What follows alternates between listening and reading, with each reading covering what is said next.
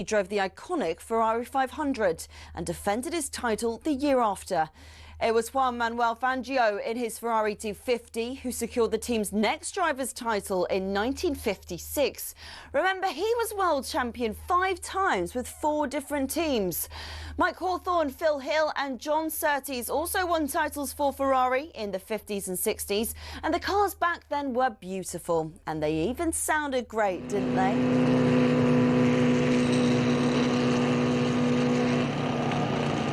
Anyway, Ferrari went 11 years without winning a title until Niki Lauda won in 1975 in the iconic 312T. Throughout much of the 80s and 90s, though, Ferrari looked like they'd never go all the way again. Le Professeur Alain Prost came pretty close in 1990, but lost out to his bitter rival and former teammate at McLaren, Ayrton Senna. It was only when John Todt recruited a swathe of staff from outside of Italy, including Michael Schumacher, that the glory days returned 21 years after their last driver's title. The turn of the century saw the prancing horse sprint to an unprecedented 5 consecutive championship doubles. And after Schumacher left, Kimi Räikkönen reclaimed the driver's title immediately. But despite employing 1,500 people, the Iceman remains the last Ferrari world champion. So, 16 constructors' titles, 7 more than McLaren, and 15 drivers' titles, 4 more than, again, McLaren. Ferrari are truly Formula One's top team. Forza Ferrari.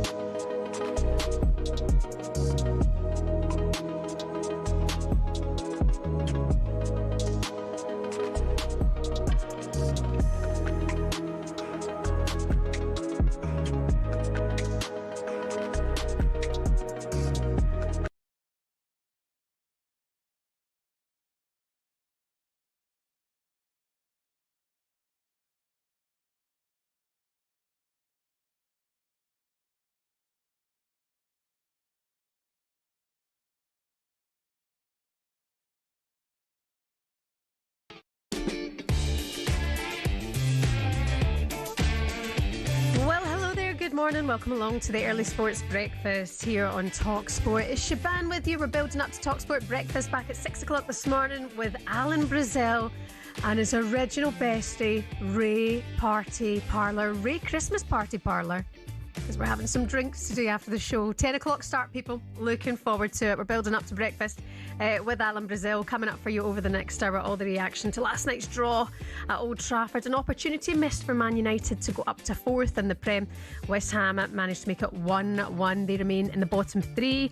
Another round of fixtures coming right at you from tomorrow here on talkSPORT. We'll begin to build up to all of the games as well as today's World Cup draw involving Scotland, England and the play-off hopefuls as well. All coming up for you here on Early Breakfast on talkSPORT. So how have you been? It's been a while. It's time now to get into Christmas. I've been saying it for 2 weeks. My tree went up last year, love. Do you know what? Cabby Tom this morning, Arsenal Tom, he said, Shebahn, is it all right now to start playing Christmas music in the car? And I said, I've had it on my Spotify for about 2 weeks. Seriously, I'll get right into the festivities early. I think that's the thing when you've got, my kids are 6 and because they get so festive and you can really work your angles with Santa. He's watching everything at this time of year, so you get no nonsense. It really helps, doesn't it? The negotiations are strong. I'm winning every day thanks to the Santa bribery. Hope you're doing okay. 81089. Get in touch this morning. It's fine to get into the Christmas spirit. I've already requested DJ songs to come in this morning for the festivities, just to get you into the weekend. It's fine. Start it now. I'll work all weekend, but you know, it hits different on a Friday, doesn't it? You can get on with it. Let's focus on the football. You've got lots ahead for you this weekend. Looking at the back pages, not so much in the football last night, to be fair. It's all focused on the Ashes today. All the updates coming from down under with our John Norman. Quickly, back page of the Sun, ran out of gas. Magassa, of course, the goal scorer for West Ham. last night doing his knee slide celebrations. Back page of the Sun. Roy Keane slams Devils after Sue Leveller. Back page of the Times. Did you ever doubt me? That's Joe Root, of course. Hits first Ashes century on Australian soil to save a skittish England. That's Mike Atherton writing about that. Back page of the Daily Mail. Even Aussies must admit Joe's a true great now. And then he's the front page of the Telegraph Sport as well. Not your average Joe, which is my favourite headline on that this morning. Let's go to last night. A breathless midweek programme of Premier League football concluded at Old Trafford. It was live and exclusive for you here on talkSPORT. You never quite know what you're going to get with this Manchester United team. West Ham are in a different predicament. Few are surprised that they have improved a little under Nuno. They still find themselves in the relegation zone. Back to Casemiro with a shot. Big deflection. Dalot turns it into the Stretford end. Fair play to Diego Dalot. I'm not his biggest fan, but it was a lovely first touch. And almost out of nothing, Manchester United have the lead. That's exactly what Manchester United need. And the referee, after Mbeumo went down inside the box, has said that it's just a corner. How is that not a penalty, Joe? Yeah, I've seen the replay. It's not a pen. Into the near post, headed off the line, and the rebound is in! West Ham have got themselves an equaliser! Fair play to West Ham. Magassa was there to roll it home, and what a fight back from the East Londoners! Man United have not performed to the levels, and I think the substitutions make no sense. And boos from some as the final whistle blows. Manchester United looked all over the place tonight. It was just as flat as a pancake, to be honest. Manchester United won, West Ham United won. Yeah, I was proper annoyed last night. Proper annoyed. Just why? Why'd you have to lose that game? The point isn't enough to move out of the relegation zone for West Ham, but it did deny Manchester United a place in the top four. Ruben Amorim's back-to-back wins once again. Still only done that once in 13 months. It's not good enough. Here's the reaction from the man, Ruben Amorim. Yeah, he's really frustrated. We had nights like this before, but the game was there for us. We were defending far from the goal. 1 second ball, we knew it that they will try to win a corner or something, and that happened. We lost control a little bit the game and after our first goal, but nothing major. So it's really disappointed to lose 2 points. Yeah, I mean, it's not a loss at the end of the day. It could always have been worse last night, but definitely missing opportunities there, with no disrespect, against a team, West Ham, who are flirting with relegation. You just want Man United to come out and just take the game by the scruff, do some damage against them. Diego Dalot, he got his first goal in a year and a half. Sadly, that was cancelled out by West Ham's Magassa's first West Ham goal. He was absolutely delighted, wasn't he? Manager Nuno was pleased with the efforts, and captain Jared Bowen told us it's time now to kick on from here. It's down to us to build on it. It can never be one good performance and then, on Sunday we not turn up. We know the level, we know the benchmark. We set that against Newcastle, against Burnley, first half against Bournemouth. Liverpool was disappointing the other day, but we know the standard, we know the level. And, a game in 3 days, you have that confidence from tonight. There's things that we didn't do so well, but, things that we've done well as well, and we have to take that into the game because, in December the schedule is carnage. So it's maximum opportunity to get really good results and then shoot right up the table. Yeah, decent point for them. Listen, Nuno's starting to steady the ship, isn't he, nicely at West Ham, starting to turn their fortunes around. West Ham fans, how are you feeling about it all this morning? 03717 223344. I mean, you could have won the game, to be honest. It was looking that way towards full time. I thought they're really going to nick 3 points here and it's going to be an absolute nightmare. But starting to turn it around. Nuno, you can have your say on that this morning. 03717 223344 is my number. If you fancy a little chin wag at 5:10 on a Friday morning, the phone lines are open to get into last night's game. West Ham fans and Manchester United fans. Former England striker and massive Manchester United fan Leanne Sanderson was on co-commentary duty last night here on talkSPORT, bemoaning the 2 drop points. I love Ruben Amorim, but I've been very critical of his substitutions in this game. They've come too late, and I think this game had a draw written all over it, to be honest. Man United have not performed to the levels, and I think the substitutions make no sense. Ugarte's come into the game, hasn't done nothing. Mason Mount put himself about Dorgu. For me, he's nowhere near good enough. And Dalot, who I was very, critical of in the first half, I actually thought he had a decent game, and then he got pulled. Dalot, by the way, hasn't scored in a year and a half for Manchester United. And one thing I did recognise about the celebrations last night is that they do look like a really together team. They seem like a complete side in terms of the togetherness in the dressing room. There seems a good camaraderie between the teammates celebrating for Dalot last night. But in terms of what we're seeing on the pitch, it's not good enough. It's still not good enough for Manchester United. That could have taken us up to 4th in the table last night. Real huge missed opportunity there to take advantage of that. That's poor. That's not good enough. It's Wolves on Monday night. That's going to be live on talkSPORT. And it just simply has to be 3 points and kick on from there. It's Bournemouth after that. Bournemouth are looking good. Worrying then when you can't beat West Ham at home. It really, really is. One thing I would say, though, is that I feel confident in Champions League football. People might say you're miles off it from that, but it's 14 games played for Man United, and we've still got a long way to go and just the Premier League to focus on. So I think it'll get better. I want to focus on the positives there. I'm a miles off it. 03717 223344. Also, quick note, why was Aaron Wan-Bissaka still on the pitch after that foul on Dorgu? He was on a yellow card. He was lucky to get away with that. I know we can't hope going down to 10 men will win as a game kind of thing, but I mean, things like that. That just annoyed me, to be fair, last night. On the sports bar, there's always one place to go to be reassured about your team, especially when Jamie O'Hara is there to talk about Ruben Amorim. Man United fans must be pulling their hair out. He said the game was there for us to win. I could see it. I could sense it. The game was there for us to win. Well, go and put another midfielder on or put another attacking player on. Don't play 5 at the back. Get Bruno Fernandes playing number 10. Put Kobe Manu in midfield with Casemiro and play 4 at the back and go and win the game. He ain't doing it. You're killing yourself. He ain't doing it. He's so arrogant. He's not doing it. He's so arrogant and stuck in his way. He's not doing it. I'm 3-4-3 is the only formation I'm ever going to play ever as a manager.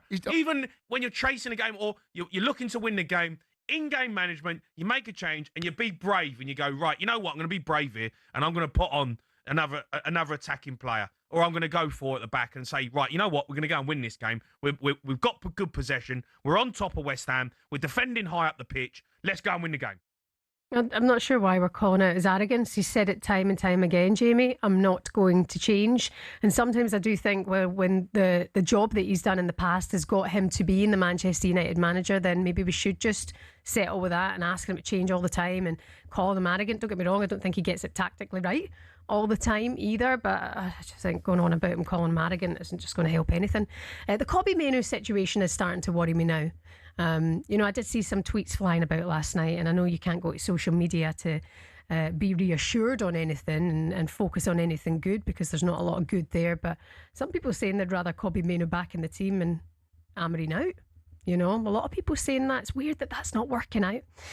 We will wait and see what happens there if that can turn around. Like we say, the next game for Manchester United is on Monday against Wolves. It's a must win. It really is, no doubt about it. And it has to be a good performance. It has to be.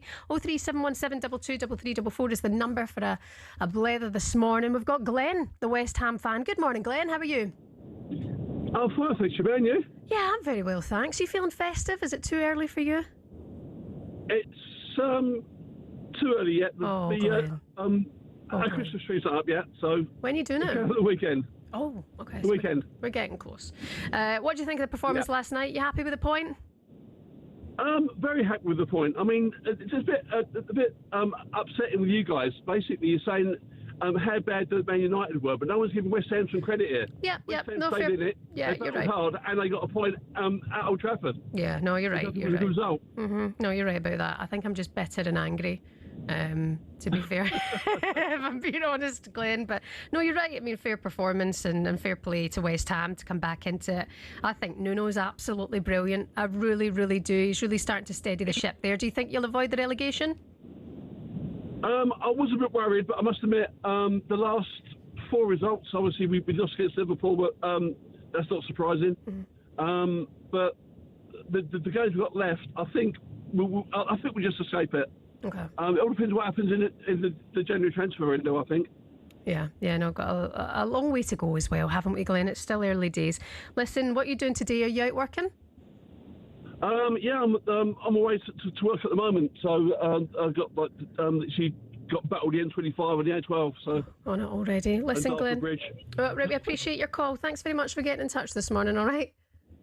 Yeah, cheers, man. Take care, mate. All the best. And you're right, credit to West Ham. They are due some respect on that. Listen, Premier League match day 15 gets underway, 12:30 tomorrow. It's Aston Villa looking to prove their potential title credentials against Arsenal. Live and exclusive for you here on talkSPORT tomorrow. All of the build-up from 12 on Game Day Live and kick-off at 12:30. That'll be an interesting game tomorrow for you here on talkSPORT. You're listening to Early Breakfast. On the way next, we'll catch up with John Norman down under watching the second test, and we'll get into this morning's back pages. Good morning to you.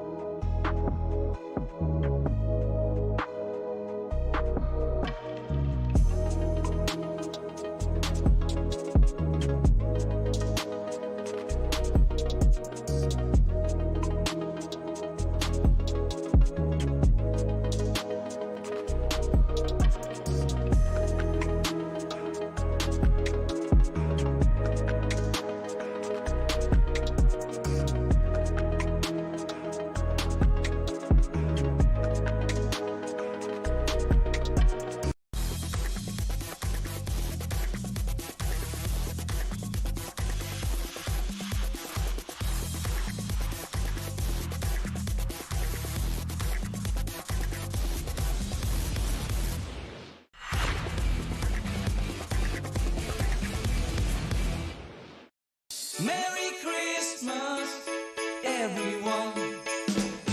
Time for parties and celebrations. People dancing all night long. Time for presents And exchanging kisses. Time for singing Christmas. Oh, what a belter that one is. We're gonna have That one gets you right up for it, doesn't it? Good morning. It's not too soon to get into the Christmas crack. You're listening to the Early Breakfast Show here on talkSPORT with Shebahn. We're building up to breakfast back with Alan Brazil and Ray Parlour at 6 o'clock this morning. Apparently Ray Parlour had a little bit of a Christmas party last night, I believe. We'll get back into round 2 this morning at 10 o'clock. Some of your other headlines, by the way. Wilfred Nancy has joined Celtic as a leader, first and foremost, after arriving as manager. The Frenchman has signed a deal until the summer of 2028, replacing Brendan Rodgers, who resigned in October. Martin O'Neill then, of course, took interim charge for 8 games. Massive respect to Martin O'Neill, by the way. Looked up to him as a wee girl, as a Celtic fan. He's a big character in our house, and in his last press conference he was quality. He was absolutely quality, and he's really sorted things out at Celtic. The league table, I'll tell you that, and good luck to Wilfred Nancy. Looking forward to hopefully seeing him go on to win the title this season for Celtic. In other news, Anthony Joshua is on wait for his heavyweight fight with Jake Paul. With just over 2 weeks to go, AJ fights the YouTuber turned boxer on the 19th of December in a 6-round bout in Miami. Joshua, 36, cannot weigh more than 17 stone 7 pounds. That's me at the moment for the contest. And it's day 2 of the second Ashes Test. Australia are 66 without loss in response to England's 334. Let's get the latest now with our cricket editor, John Norman. A very good morning, John. Yeah, good morning to you, Shebahn. Well, it's not a particularly good morning, actually, because England are getting they're getting hit all around the park, and they've had a really ugly 20 minutes or so, which has seen Australia, who at the start of their innings were kind of up against it a touch, because England had overachieved with the bat, 334 all out. I say overachieved. They were 5 for 2 at one stage and 211 for 6, so they would have taken 334 all day long. The concern for me watching yesterday was that this pink ball wasn't doing a great deal after it went soft very early. It was misshapen. It wasn't extracting the kind of movement that you associate with these pink ball test matches. And England had a lot of failures within their batting card. So how are Australia going to come out and bat? Well, they've come out, and Travis Head, who we saw take England to town at Perth, was very watchful at the start of his innings. He was facing the majority of deliveries from Jofra Archer. At the other end, Jake Weatherall, playing in just his second test match, was trying to get on the front foot a little bit more, actually playing on the back foot, but that's a different point. But essentially, the big moment came about 20 minutes ago when Jofra Archer, midway point of his 5th over, got the outside edge from Travis Head's bat. He was 3 from 20-odd deliveries, and Jamie Smith put the ball down. It was a regulation chance, and the keepers put it down. And from that moment onwards, something clicked with Travis Head. He's flicked a switch, and now suddenly he's 32 from 41. He hit Bryden Cars, who was brought in the very next over for 12 runs from his first over. And suddenly England have just, after jabbing a couple of body blows, have just been smashed in the face, and they don't know what to do. And Australia, in a blink of an eye, are 77 without loss and going great guns. OK, John, lovely stuff. You're back with us a little bit later on. Don Norman watching the second Ashes Test for us at the Gabba this morning. If you're a long-time listener of talkSPORT, you will have heard recently that we've got a brand new studio fitted, and it's absolutely stunning. And there's a massive, what is that, about 60-inch TV, 70-inch TV that came in. Oh, higher, says Tom Clayton. 80-inch TV, whatever it is, it's massive. And I came in and sat down in the studio and asked someone to turn on the cricket, and it's on the screen, and Tom was like, just in front of you there, love, just over there. And I went, oh yeah, morning, Tom. It's early on a Friday morning. Really early. We haven't got our eyes in. I rarely have my eyes until about 9:30. Doesn't it help that my head's also up my arse half the time? Well, I mean, your words. I'm not going to comment on that. There we go. Back pages this morning, please, Back sir. pages, indeed. It's about 50-50, actually, between two different stories. You'll be shocked to know. Between Joe Root and Magassa's equaliser at Old Trafford last night. The Eye have gone for Root silences critics. The Mail have gone for even Aussies. John! We've had a wicket in the cricket. Tom, stay there. John. We have had a wicket, and it's Bryden Cars who has just dismissed Travis Head. Oh. Travis Head trying to hit the ball miles down the ground, and he's just got onto it a little bit too early, and he's kind of, it's gone miles in the air. Gus Atkinson has had all the time in the world to settle underneath it and take the catch, but that, boy, oh boy, I cannot overestimate how important a wicket that is. Travis Head, who we saw what he can do at Perth, has gone. That drop has cost England. It's cost England 30 runs, but it hasn't cost them as much as Jamie Smith would have feared, and Travis Head has been dismissed. So Castle's struck. Australia have lost their first wicket. They're 77 for 1. Stuff. John, thank you very much for that. Sorry, Tom, back to you. Talk about curse of the commentator. Brilliant. Just talking up Absolutely how done, yeah. poor the bowlers have been and how good Travis Head's been. And off he goes within 30 seconds. Anyway, yes, so with Joe Root, the Telegraph have gone for Not Your Average Joe. The Mail have gone with Even the Aussies Must Admit Joe's a true great now. Also on the back pages, as I say, the Manchester United West Ham result. A lot of people going for the more standard Route 1 kind of headline. Maga's Mega in the Express. The Star going with Magasa leak. The Mirror going for gas leak. Sun going for ran out of gas. Brilliant. I mean, it's the kind of game where a lot of people are going to say an awful lot of things about Ruben Amorim, but I think one of your callers and one of your message people who messaged in made a really good point. Actually, I think we need to give a lot of credit to West Ham, because in these situations, and look, as someone who supports Leeds and watched Chelsea get dismantled on Wednesday night, as someone who's watched Manchester United struggle against the West Ham team, a lot of the time we feel like we're very quick to pounce on the big team didn't play well, they didn't get the points, wow, it's all gone terribly. Let's give some of the smaller teams, or let's give some of the teams who are the underdogs more credit, and I think let's praise how well that things have turned around. Yes, okay, Nuno's not been the most outlandish, incredible manager that West Ham were maybe hoping for, but he's been effective. He started picking up points for them. Yeah, it's a bigger headline, the fact that Manchester United had the chance to go fourth, isn't it? Like that. I mean, that yeah, absolutely, yeah. I mean, you know, West Ham getting a point doesn't make them safe. No, I know. You know, whereas Manchester United could go on fourth, so what we're going to focus on? But it means Manchester United. But I agree, fair play West Ham getting back into it yesterday. And unlike last year, we might have, you know, an actual battle to avoid relegation rather than three teams just going straight back down. Well, this is it's a fascinating look at the bottom of the table. But do you know what, Tom? I was thinking it there, like 14 games still so early, right? Yeah. Still so early. It's still very early. Doesn't give us the clear picture just yet. No, absolutely.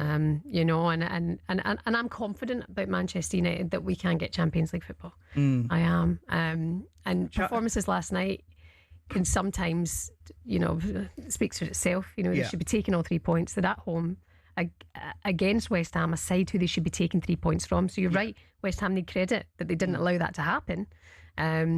But United need to be doing better. We know that. Yeah. Yeah, I do agree, and I do absolutely see that point. But I'm just saying, let's just hold our hands up and say, fair play, West Ham. Good point. What's the point in being nice to people? Because I am nice. I'm joking, Tom. I'm joking. Teams. I'm joking. Go put up your Christmas tree. Have you got your tree up yet? I have actually, yeah. Oh, there you go. I mean, I've only got a small one because I'm going home for Christmas, back up to Yorkshire for a couple of days, which would be very nice. So I'm not going to be in London. But yeah, no, I've got mine up. Mine's just a little potted one in the corner by the TV. Oh, that sounds like a sad little Christmas tree. Well, I'm a 30-year-old man who lives on his own. I'm not going to have this massive thing like that. So, you know, well, I don't need the massive family Christmas tree. Anyway, shall we move on and talk about the World Cup? We need to go. Yeah, the World Cup draw later today here on talkSPORT. Later today here on talkSPORT. Yes. Charlie White's done a piece in The Sun talking about how terrible the last World Cup in the US was in 1994. Of course, England weren't there, Scotland were. I think it's going to be interesting. Donald Trump is going to be the mainstay of that. He's going to be the centre of attention as he's made it so himself. This one, as I say, in The Sun, page number 52, a nice big double page spread from Charlie Wyatt says this will not be Trump's first football draw. He pulled out the teams for the fifth round of the Rumbelows Cup in 1991, live from Trump Tower on the Sains and Gruzy show. On that day, he pulled out the tie between Manchester United and Leeds. Yeah, exactly that. 5 o'clock today. We'll have it all for you here live on talkSPORT, and then drive, of course, out in Washington for the big draw as well. Tom, thank you very much. Coming up next for you, an early breakfast. Can Aston Villa challenge for the title this season? You're going to hear the views of a Villa legend on that next.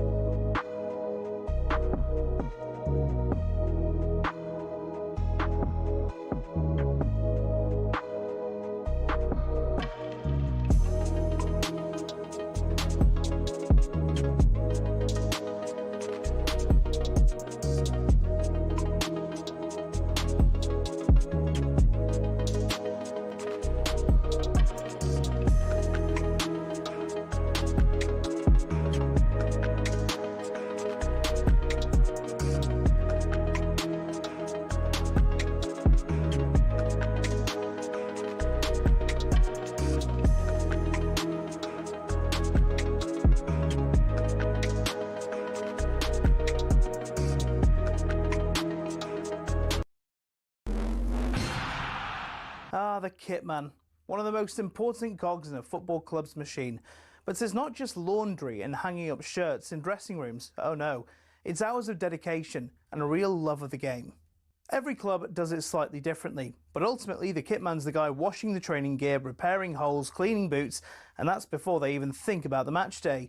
The day before a home game, a Kitman will already be at the stadium making sure the kit is ready to be laid out, and if anything needs doing in terms of printing, stitching, cleaning, it gets done.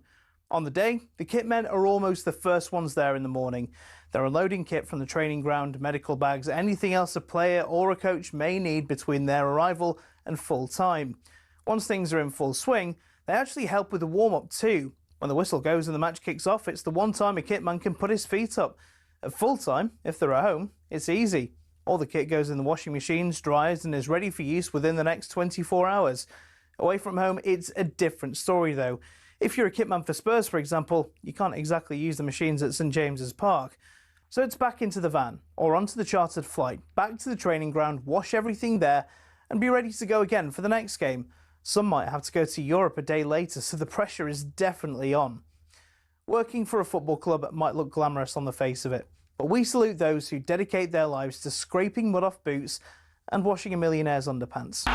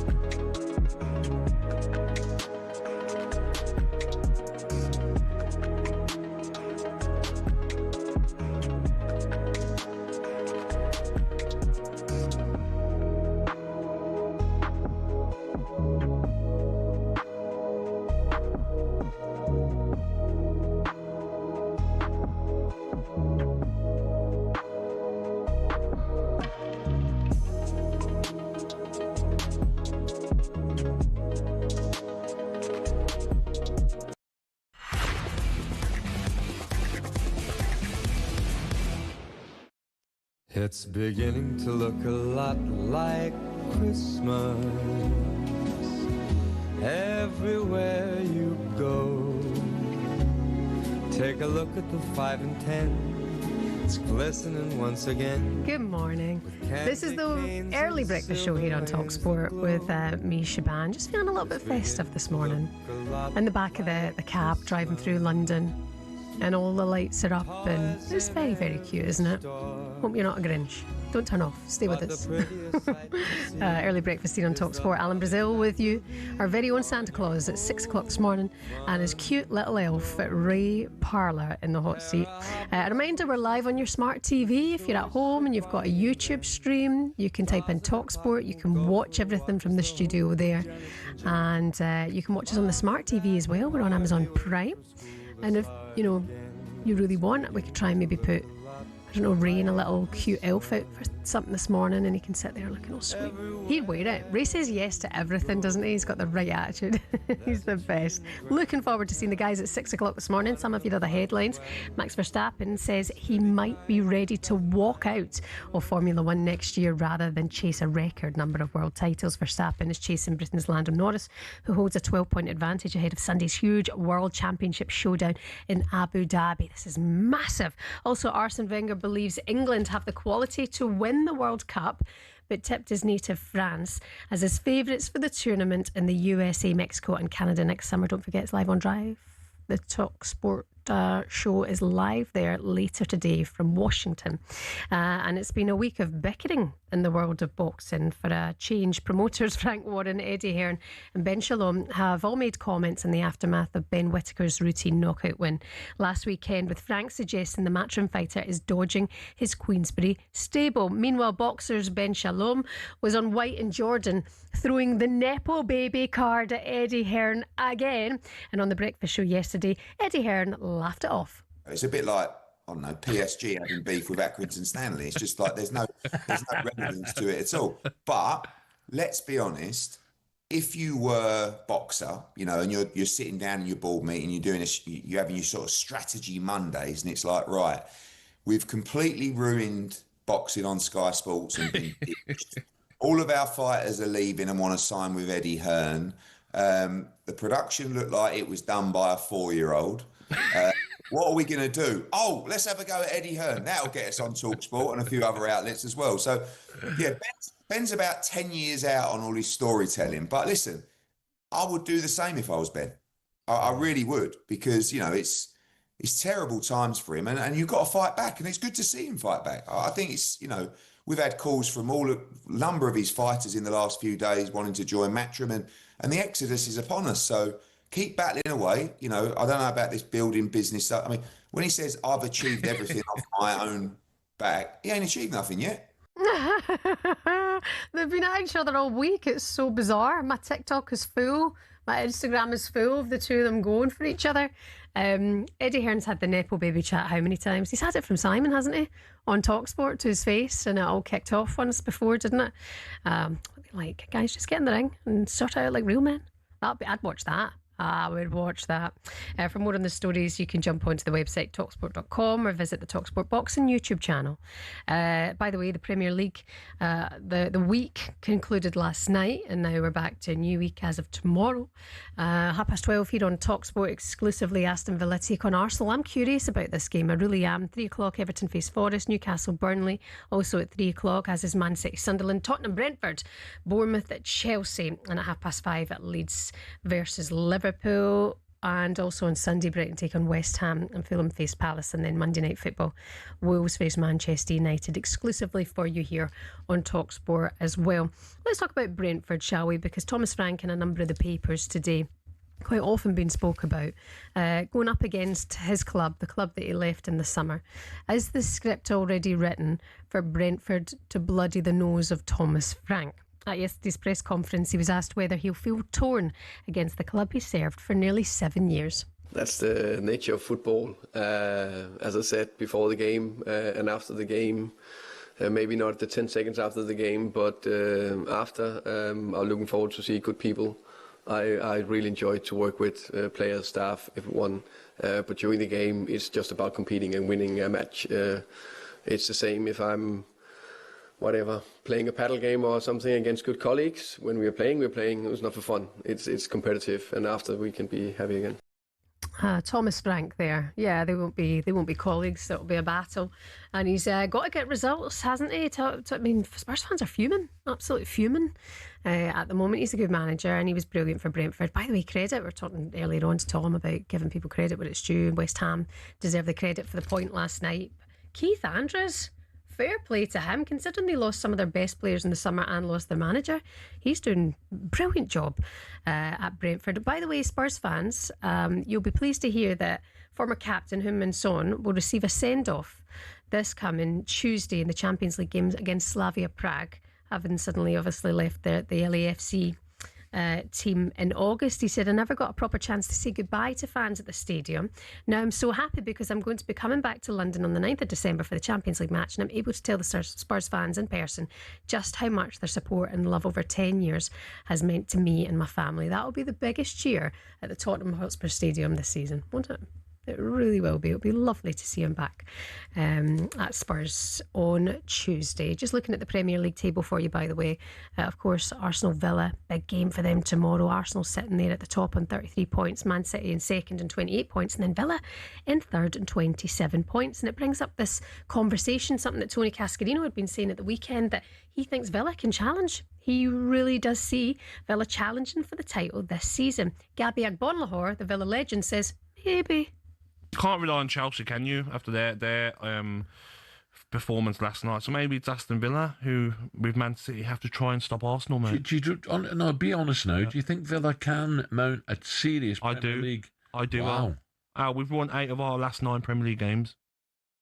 Won 5 in a row in the Premier League. Aston Villa are flying. And if there's ever a team, Al, that Unai Emery can get a result against at home by changing his tactics a little bit to suit the game, Aston Villa have got a lot of players back available now. This weekend, 12:30 kickoff. We know what they're like, Al. They can be unpredictable for teams. I think we've got every chance, mate. Yeah, I kind of agree with Gabby on that. I think they've got a chance this weekend for sure. Can I see them challenging for the title? I'm not entirely convinced by that, but they do have a strong squad. They do have a number of players occupying multiple positions all over the pitch, and they're looking very, very strong. So you just never know. You never know. Gabby Agbonlahor there, back on breakfast with you next week. And it's time now for the front page nonsense with Tom. It's a front page throwdown. Oh, what a move! The front page is first on the early sports breakfast. talkSPORT. Thomas. Good morning again. Hello. How are we? Yeah, very well, thanks. Very good, thank you. We'll start with the Daily Mail. Wanted, a private tutor for 4 children, salary £192,000. Now, they must be sporty, a linguist, able to sing and travel at short notice. This well-to-do family is requesting that they come from a socially appropriate background for their 4 children, and they must be willing to split their life between Miami and London. Oh. It's not a bad life, is it? That sounds nice. Yeah, I was going to say, who do you think at talkSPORT would suit that the best? Would be sporty, a linguist, able to sing and travel at a short notice. See, for me, I think Ali McCoist. Straight off the top No, of my head. Ali's too busy for that. He's No, do got you think too so? much on. Yeah, no. He's got enough children of his own and things to juggle, never mind being a tutor. That's very true. And he's rich enough as well. He doesn't need the money. Doesn't need the money. Who does need the money? Oh, I don't know who needs them. Apart from the people who are not on it. Who do you think? Well, this is the thing. My as I say, my immediate thought went to Ali, and then I was thinking maybe Jamie O'Hara. Okay. Maybe O'Hara would be. Imagine- He'd just be entertainment value. Jamie taking the kids to a tutorial. Absolutely. I would pay to see that. Yeah, maybe that's been, unfair. Just judging that Jamie's not good when it comes to say maths or English. I mean, look, his opinion on football. It's sporty. Got to give him that. Absolutely. He didn't get an A-star in maths. He didn't. Sim, did he? He didn't. No. A shake of their head there. I That's don't know if this is a known thing that Jamie O'Hara is way better at maths than me because I'm miles off it. yeah. I struggle counting to 5, even then it throws me. You know the kids' homework? They have this app called Doodle Maths. Yeah. And they should be doing it a few times of the week and whatever like that. And sometimes I'm sitting there like, you seen that meme? Yeah. That goes around like when you look at the kids' homework and it's all wrong, but you're the one who done it. Yeah. Like, that is me. Yeah. I just can't. I've not quite reached that stage in life, but I'm sure it's yet to come. But listen, sounds like a lovely job for someone. Sounds like a great job for someone. I'd be well on board. Right, number 2, we are going to The Sun, where we have this story on page number 15. Ketchup is a festive favourite for many. Nearly a quarter of us admit that we put ketchup on our Christmas dinners. No, weird. And a close to 1 in 10 also eat prawns, seafood platters and Cornish crab on Christmas morning. A similar proportion say they add pickled onions to their meal as well. The ketchup's a no-go. Ketchup's a no-go. Dinner. Yeah. Even when people put ketchup on a roast, I'm a bit Yeah, like, oh, I'm don't not get on that. board. Yeah, That's gravy or mint sauce. Gravy, mint sauce, horseradish, cheese sauce, mustard, red sauce. Exactly, something like that. But do you have any weird Christmas traditions that you do, especially when it comes to food? I know that my sister-in-law's family, for example, for their Christmas dinner, they have mushy peas with it. Well, in the morning, I always allow chocolate. Always like, Because we grew up, we were allowed boxes of, like your selection boxes or a box of celebrations in the morning. So now I let the kids have that. Yeah. And I think that's quite a nice wee treat for them. But when I was young, my sisters and I on Christmas Day, because we not allowed to drink when you're young, but we always had a bottle of Schlur. Yeah. And we called it Kiddies Wine. Kiddies Wine. And that was like a priority on my mum's shopping list to get the kiddies wine in. Yeah. Schlur. Absolutely. What a drink that is. I haven't had that in years. What a time. I'll have that at 10 o'clock today after the show. Absolutely. I'd be surprised if it's not there. Right, and we finish in the Daily Star, of course, as we ever do. Page number 15.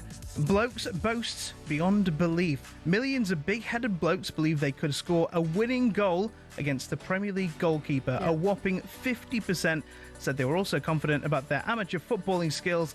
They'd have no trouble hitting the back of the net at the top level. It's so true. I mean, in this job, we sit and we offer our opinions and we think we know absolutely everything. I mean, when there's professional footballers saying, yeah, I could have scored that, you're kind of like, yeah, fair enough. Yeah, but you didn't. So what makes us think when we old Sandra from accounts is saying, oh, yeah, I could have scored that. It's so true, though. I mean, even me watching the game sometimes, like, I could have scored that. I could have done that. I could have done that. Who do you think you are? as someone who supports a football club with questionable management at times.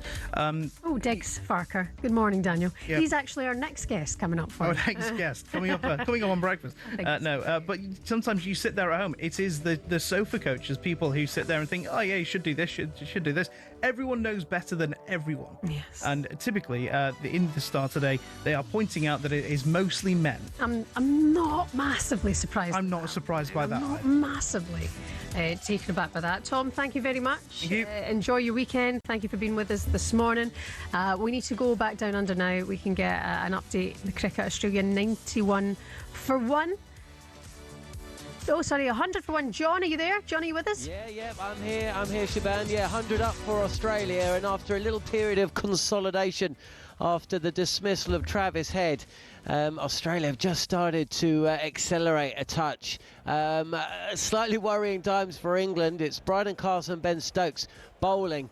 And there's 50 for Jake Weatherall, playing in just his second Test match. He, of course, played a little part in Australia's win at Perth, but this has been quite some statement. 50 from 45 deliveries. He's even outpaced Travis Head when Head was at the crease. Head the one man to go, caught by Atkinson from the bowling of Carse, but Carse has been expensive. He's going at nearly 8 and over from his 4.5. Stokes is going at 7s, and so as we approach the tea break in about 12 minutes time, it's been Australia's session. 101 for 1, and Weatherall is 50 not out. John, thank you very much. You're back with us across the day here on talkSPORT with all of the updates from the second Test. Coming up for you next on Early Breakfast, you'll hear what happened when Robbie Williams joined Drive in the USA yesterday.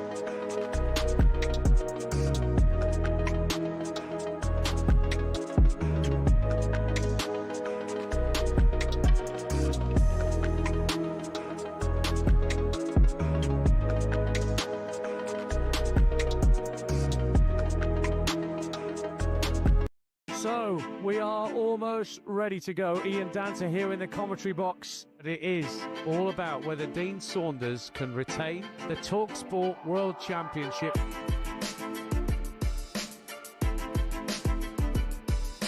To win the leg. She's got it! Gets it! Double nine! He refuses the handshake.